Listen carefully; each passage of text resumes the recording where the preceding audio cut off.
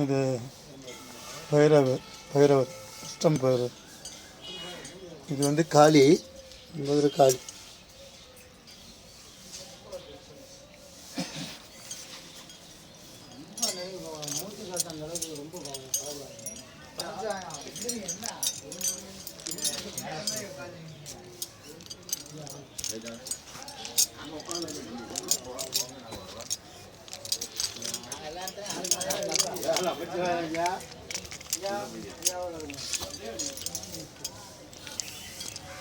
இங்கே வந்து பள்ளிவாசல், மசூதி.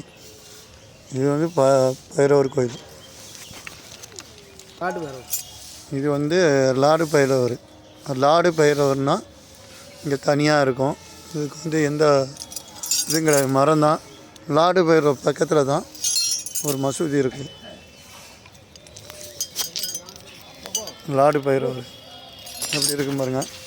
லாடு பைரவரை வந்து பார்க்கணும்னா பைரவர், லாடு பைரவர், இந்த மாதிரி பைரவர் வந்து நிறையா இருக்கும். காசியில் இருக்கிறது நிறையா.